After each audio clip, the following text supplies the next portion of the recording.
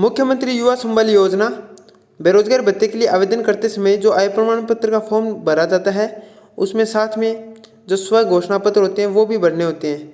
तो साथियों, आप सभी का हमारे अपने YouTube चैनल स्मार्ट क्लासेस 2.0 में फिर से हार्दिक स्वागत है। साथियों, आज हम स्व घोषणा से संबंधित जो ये फॉर्म है ये कैसे भरा जाता है इसके बारे में हम बात करने वाले हैं।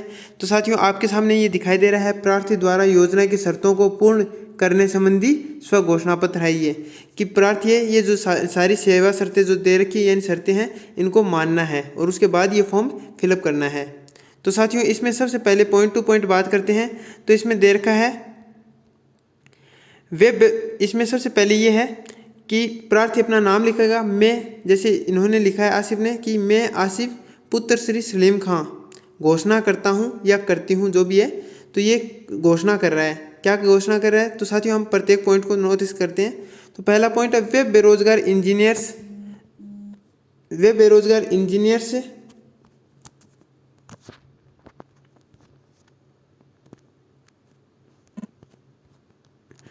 इसमें लिखा है वे बेरोजगार इंजीनियर्स जो कि राज्य सरकार की बेरोजगार इंजीनियर्स को बगैर निविदा आमंत्रित किए जाने की योजना के तहत पात्रता रखते हैं तथा जिनके द्वारा इसका लाभ लिया जा रहा है। यानी वे इंजीनियर्स जो निविदा के तहत तो लगते ही हैं जॉब, लेकिन बगैर निविदा के भी अगर कहीं कार्यरत है गवर्नमेंट या प्राइवेट सेक्टर में कहीं भी, तो वो भत्ता लेने के लिए अपात्र घोषित हैं। तो ये जो आप आवेदन के लिए आप घोषणा करेंगे तो उसमें अगर ये आप रखते हैं कि आप इंजीनियर पद पे हैं और कहीं जॉब कर रहे हैं तो आप ये आवेदन नहीं कर सकते। दूसरा ऑप्शन है इस प्रकार के बेरोजगार जो कि स्नातक उपाधि के पश्चात भी अपनी शिक्षा निरंतर रख रहे हैं। स्नातक के बाद भी अगर आप शिक्षा निरंतर यानी आप एक स्टूडेंट की तरह शिक्षा ले रहे हैं और साथ में बेरोजगार भत्ता लेना चाहते हैं तो आपको भत्ता नहीं मिलेगा। तो आप जब शिक्षित बेरोजगार हो जाए, शिक्षा पूरी कर ली है, उसके बाद ये भत्ता प्राप्त कर सकते हैं।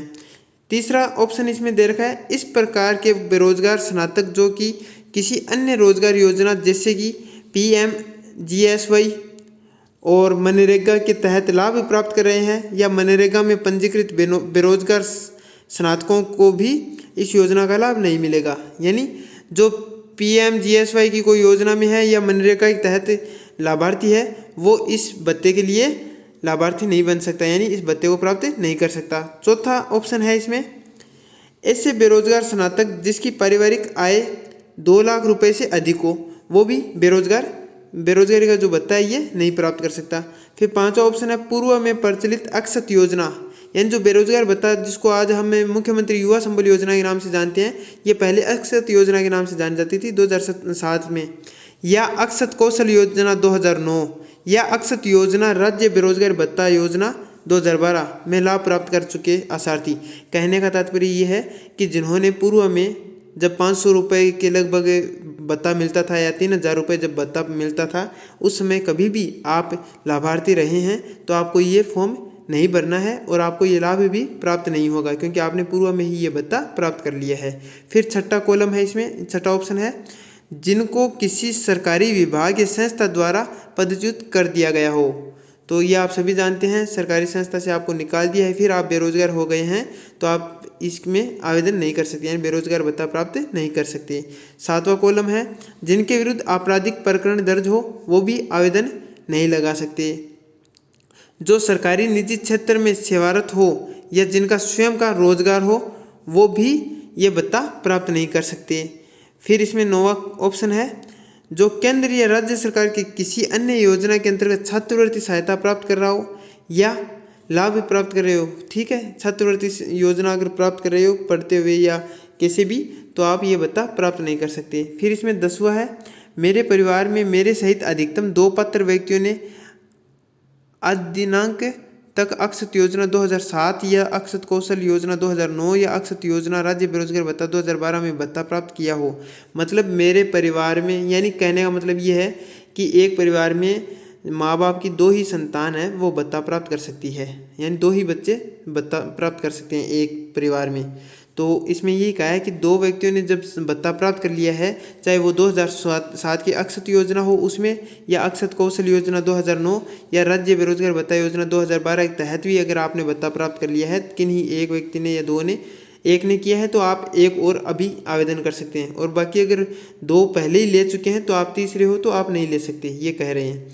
फिर इसमें 11 आगे इसमें लिखा है, उपरोक्त स्व घोषणा पत्र के बिंदु संख्या 1 से 10 तक मुझ पर लागू नहीं होते। अगर ये 10 तक है जो ऑप्शन है, ये इतने बिंदु है, ये आप पर लागू नहीं होते तो आप आसार्थी यानी लाभार्थी बन सकते हो बेरोजगार भत्ते के लिए। तथा मैं योजनानुसार अपात्र नहीं हूँ, जो ऊपर बात बताइए उसके अनुसार ये बिंदु मेरे ऊपर लागू नहीं होते और मैं अपात्र नहीं हूँ। आगे है, यदि उपरोक्त घोषणा पत्र बाद में झूठा साबित होने पर भारतीय दंड संहिता, अपराध दंड संहिता तथा अन्य विधि सम्मत कानून के तहत कार्यवाही हेतु मैं स्वयं जिम्मेदार रहूँगा या रहूँगी। मेरे ऊपर कोई भी कार्यवाही करे विभाग या सरकार तो उसकी जिम्मेदारी मेरी खुद की होगी।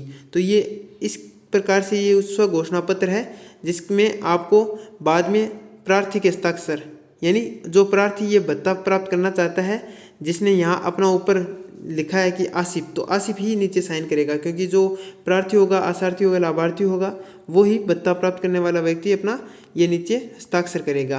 तो साथियों, ये उपयुक्त जो बातें हैं इनके लिए स्वयं जिम्मेदार होगा, ये खुद घोषणा करेगा और ये हस्ताक्षर करेगा। ठीक है, ये हस्ताक्षर हो गया। फिर इसमें यहाँ पे आपको दिखाई दे रही नोटेरी ये है और ये अटेस्टेड वाली है। ठीक है, तो इन दोनों की आवश्यकता नहीं है इस प्रारूप में। ये जो स्व घोषणा पत्र है इसमें खुद का होता है, तो यहाँ पर नोटेरी न भी लगे तो कोई दिक्कत नहीं है, किसी भी प्रकार की कोई दिक्कत नहीं है। ठीक है, फिर आगे इसमें दूसरा है एक अनेक्जर बोलते हैं इसको, अनेक्जर 1। तो साथियों ये क्या है, वही बात है जो ऊपर हमने पढ़ी है, वही सारी बात है, लेकिन ये इंग्लिश में। इसमें यही बताया गया है कि अंग्रेजी में सारा ये जो इतना देर का है, इसमें इस मोटा मोटा ये निकलता है इसमें कि बेरोजगारी भत्ते के लिए जब मैं आवेदन कर रहा हूँ और मेरे द्वारा जो सूचना दी जा रही है उनमें किसी भी प्रकार की विसंगतियाँ यानी गलतियाँ पाई जाती है, यानी मैं गलत साबित होता हूँ कहीं भी, तो मेरे खिलाफ पूर्ण रूप से विभाग के द्वारा या सरकार के द्वारा कार्यवाही की जा सकती है। इसके लिए मैं स्वयं जिम्मेदार होऊंगा या होंगी। इस प्रकार से इसमें यह है, और इसको भी जो प्रार्थी है वो स्वयं अपने नाम से भरेगा। तो अनेक्जर में जैसे यहाँ पे लिखा है पहले आई यानी मैं, तो जो कैंडिडेट होगा, कैंडिडेट तो क्या मतलब आसार्थी होगा, वो यहाँ पे नाम लिखेगा आसिफ। ठीक है, यानी कोई भी नाम है आपका जो घोषणा कर रहा है, घोषणा वही करेगा जो भत्ता प्राप्त करना चाहता है, और जो भत्ता प्राप्त करना चाहता है तो वो अपना नाम लिखेगा। तो यहाँ पे इन्होंने अपना नाम आसिफ लिखा है। सन ऑफ या डॉक्टर ऑफ, वाइफ ऑफ जो भी है, तो आपके पिताजी का नाम लिखना है या पति का जो भी है, तो ये सलीम खान, इन्होंने अपने पिताजी का नाम लिखा है। फिर आगे इसमें डेट ऑफ बर्थ लिखी है, तो ये डेट ऑफ बर्थ आपको लिखनी है। फिर रेजिडेंट जहाँ के आप हो, ठीक है, रेजिडेंट आपका जो क्षेत्र विशेष है और डिस्ट्रिक्ट है, ये चूरू हो गया। इस प्रकार से आपको ये फॉर्म फिलअप करना है। ये इतना भरने के बाद फिर आपको यहाँ पे ये दिखाई दे रहा है सिग्नेचर ऑफ अप्लीकेंट, तो यहाँ पर आपको खुद के सिग्नेचर करने हैं, ये ध्यान में रखना है। दूसरी विशेष बात ये ध्यान रखनी है, आपको यहाँ पे एक फ़ोटो लगानी है, चिपकानी है, स्टेपल नहीं करनी है। तो आपको यहाँ पे एक फ़ोटो चिपकानी है और फोटो के ऊपर यहाँ पे अटेस्टेड करना है। ये आपको दिखाई दे रहा है, ये सॉरी अटेस्टेड मतलब ये सेल्फ अटेस्टेड कहेंगे इनको, कि खुद का स्वघोषित ये फ़ोटो होगा कि मैंने खुद ये प्रमाणित किया है कि ये मेरी फ़ोटो है। तो यहाँ पे सिग्नेचर भी खुद के होंगे और यहाँ पे फोटो के ऊपर आधे फोटो पर आधे नीचे, इस प्रकार से ये करना है। ठीक है, और आपको जो ये नोटेरी का दिखाई दे रहा है, नोटेरी का है, अटेस्टेड का, ये इनकी आवश्यकता नहीं है।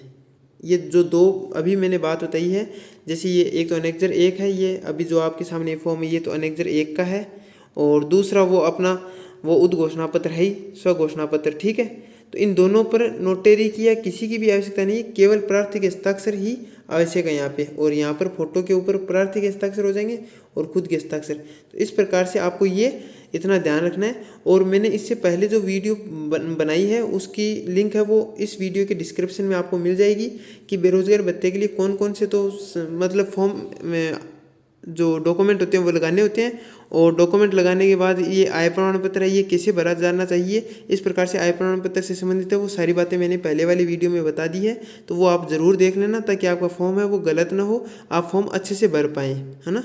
तो ये विभाग के द्वारा या मतलब जो भी है ये विसंगतियाँ पाई जाती है कि विभाग मतलब ये कमियां निकालता है कि बच्चे हैं या जो भी आसार्थी है वो आय प्रमाण पत्र भरते समय बहुत सारी गलतियां कर देते हैं। तो ये वीडियो उनके लिए हेल्पफुल रहेगा। तो साथियों मिलते हैं एक नई वीडियो के साथ। अगर आपको ये वीडियो अच्छा लगे तो इसको शेयर कीजिएगा, लाइक कीजिएगा, सब्सक्राइब कीजिएगा चैनल को अगर आप पहली बार विजिट करते हैं। तो साथियों मिलते हैं। जय हिंद, जय भारत।